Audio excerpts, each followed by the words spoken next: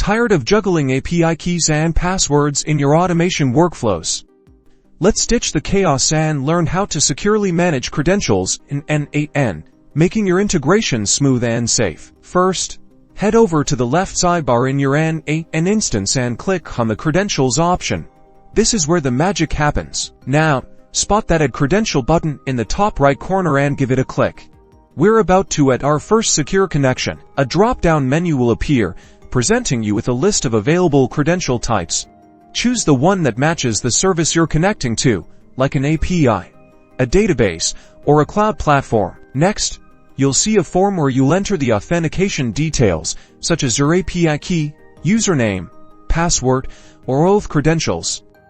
Be sure to fill out each field accurately to ensure a successful connection. Give your credential a descriptive name in the name field.